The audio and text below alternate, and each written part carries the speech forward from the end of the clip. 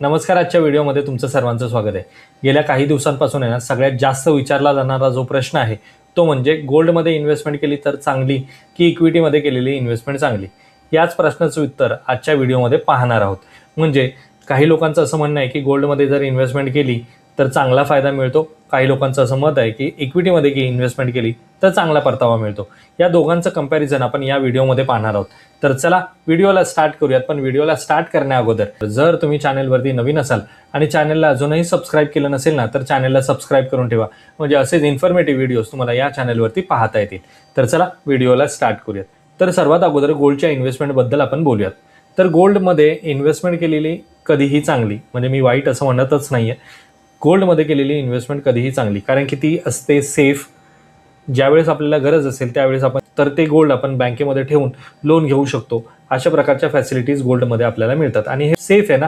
याच्यामध्ये market fluctuation एवढं काही वर खाली होत नाही, कारण की गोल्डच्या जर प्राइसेस तुम्ही गेल्या काही वर्षांपासूनचा जर पाहिल्या तर म्हणजे 1990 पासूनच्या किंवा 2000 पासूनच्या किंवा 2005 पासूनच्या जर प्राइसेस पाहिल्या तर गोल्डच्या प्राइसेस कधीही एवढ्या काही वर खाली होत नाहीत, उलट त्या वाढतच जातात. म्हणजे गोल्डमध्ये केलेली इन्व्हेस्टमेंट लॉंग टर्ममध्ये आपल्याला चांगले कॅपिटल ॲप्रिसिएशन करून देते. पण या गोल्डमध्ये आपण आता फिजिकल इन्व्हेस्टमेंट करू शकत नाही, कारण की गोल्डची प्राइस झालेली आहे 1.25 लाख रुपये आणि 1.25 लाख रुपयाचं 1 तोळा गोल्ड आपण घेऊन घरामध्ये ठेवणं तेवढं काही सेफ नाही आहे, कारण की बऱ्याच गोष्टी घडत आहेत. आता आपण पाहतोय टी व्हीवरती, न्यूजमध्ये वगैरे. त्यामुळे एवढा काही सेफ ऑप्शन तो नाही. पण त्याच्यासाठी दुसरा ऑप्शन आहे गोल्ड ETF, म्हणजे म्युच्युअल फंड सारखेच गोल्ड ETF फंड सुद्धा आहेत. या फंड्समध्ये सुद्धा आपण गोल्डमध्ये इन्व्हेस्टमेंट करू शकतो. पण त्यामध्ये आपल्याला फिजिकल गोल्ड काही मिळत नाही, आपण ते फक्त इन्व्हेस्टमेंट केली जाते. तर या गोल्ड ETF मध्ये तुम्ही SIP सुद्धा करू शकता. म्हणजे हार्डली 1000 रुपयापासून तुम्ही सुरू करू शकता. 2000, 3000, 5000 जेवढी तुम्हाला शक्य आहे तेवढ्या अमाऊंटची गोल्डमध्ये तुम्ही SIP सुरू करू शकता, ज्यालाच ETF गोल्ड ETF फंड असं म्हटलं जातं. पण या गोल्ड इन्व्हेस्टमेंटबद्दल लोक आत्ताच का जागरूक झाली? म्हणजे जेव्हा 2000 साली किंवा 2005 साली सोनं एवढं स्वस्त होतं त्यावेळेस कोणीही गोल्डबद्दल विचार करत नव्हता.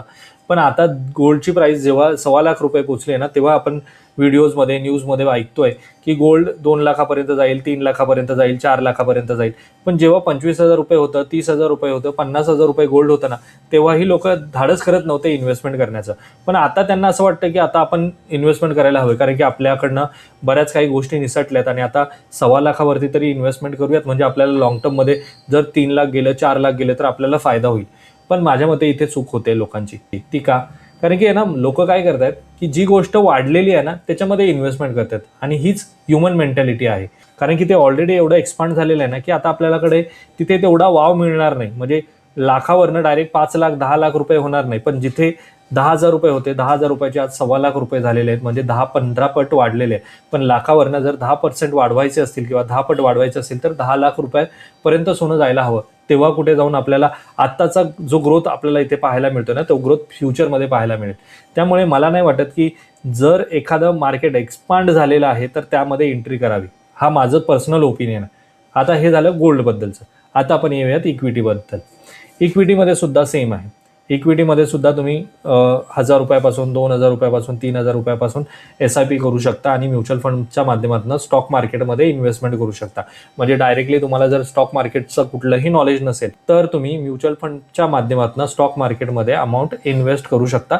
यासाठी आपल्याला कुठलंही फंडामेंटल किंवा टेक्निकल नॉलेजची गरज नाही. फंड मॅनेजर त्या गोष्टी मॅनेज करतो. फक्त तुमचं काम काय आहे की एखाद्या चांगल्या फंड ॲडवायझरकडे जाऊन चांगल्या फंड्समध्ये इन्व्हेस्टमेंट तुमची स्टार्ट करायची आणि रेग्युलर ती इन्व्हेस्टमेंट कंटिन्यू ठेवायची. आता यामध्ये ग्रोथचा पोटेन्शियल आहे का? तर माझ्या मते म्युच्युअल फंडमध्ये ना गोल्डपेक्षा जास्त पोटेन्शियल आहे. त्याला कारण म्हणजे गोल्डमध्ये तर पूर्वीपासून लोक इन्व्हेस्टमेंट करत आलेली आहेत आणि आता 1.25 लाख 2 लाख रुपये जेव्हा सोनं झाले ना, लोकांकडे तेवढे पैसे नाहीत की इन्व्हेस्टमेंट करायचे, एवढं फिजिकल गोल्ड घ्यायचं. आणि गोल्ड ETF बद्दल आहे ना बऱ्याच लोकांच्या मनामध्ये अजूनही शंका आहेत किंवा त्यांना वाटतं की तसं काही होणार नाही किंवा तेवढे रिटर्न्स मिळणार नाहीत. अजूनही लोक त्याबद्दल अवेअर नाही आहेत. पण म्युच्युअल फंडबद्दल किंवा म्युच्युअल फंडमधल्या इक्विटी फंडबद्दल लोकांना माहिती आहे. लार्ज कॅप काय असतं, स्मॉल कॅप काय असतं, मिड कॅप काय असतं. त्यामुळे इथे जर लोकांना माहिती आहे आणि लोक माझ्या मते कोरोनानंतर स्टॉक मार्केट आणि म्युच्युअल फंडबद्दल माहिती घ्यायला सुरुवात केली आहे. म्हणजे ह्या 5 वर्षामध्ये बऱ्याच लोकांनी म्युच्युअल फंडमध्ये इन्व्हेस्टमेंट केली आहे. पण तरीसुद्धा हा आकडा पूर्ण भारतामध्ये ना 10 करोडपेक्षा जास्त गेलेला नाही. म्हणजे भारताची लोकसंख्या जरी 140 करोड आहे तरीसुद्धा फक्त आणि फक्त 7 ते 8 करोड लोकच म्युच्युअल फंडमध्ये इन्व्हेस्टमेंट करतात. म्हणजे 10 करोडपेक्षाही कमी लोक म्युच्युअल फंडमध्ये इन्व्हेस्टमेंट करतात. आणि जर पर्सेंटेज वाईज पाहिलं ना, तर फक्त 7 ते 8%च लोक इन्व्हेस्टमेंट करत आहेत म्युच्युअल फंडमध्ये. म्हणजे अजूनही 25 ते 30% हा जो इक्विटी मार्केट आहे तो एक्सपांड होण्यासाठी चान्स आहे. म्हणजे अजून 30-40 करोड लोक जेव्हा येतील तेव्हा असं वाटेल की हे मार्केट आता एक्सपांड झालेलं आहे आणि त्यावेळेस नवीन मार्केटचा शोध घ्यायला आपण सुरुवात करू शकतो. पण आता सध्या तरी जर ग्रोथ वाईज पाहिलं तर मला असं वाटतं की इक्विटी मार्केटमध्ये अजून पोटेन्शियल आहे की लॉंग टर्ममध्ये चांगली वेल्थ क्रिएट होऊ शकते आणि चांगले रिटर्न्स आपल्याला त्यातून जनरेट होऊ शकतात. आणि त्याचबरोबर इक्विटी मार्केटमध्ये ना आपल्याकडे डायव्हर्सिफिकेशन आहे. म्हणजे आपण लार्जमध्ये इन्व्हेस्ट करू शकतो, स्मॉल कॅपमध्ये इन्व्हेस्टमेंट करू शकतो, मल्टी कॅपमध्ये इन्व्हेस्ट करू शकतो, गोल्ड आणि म्हणजेच मल्टी असेट फंड्समध्ये इन्व्हेस्टमेंट करू शकतो, गव्हर्नमेंट बॉन्ड्समध्ये म्हणजेच हायब्रिड फंड्समध्ये इन्व्हेस्टमेंट करू शकतो. तर असे भरपूर ऑप्शन्स आपल्याकडे अवेलेबल आहेत. पण त्याच कम्पेअर जर आपण गोल्डमध्ये पाहिलं ना, तर आपल्याकडे गोल्ड हा एकच ऑप्शन मिळतो.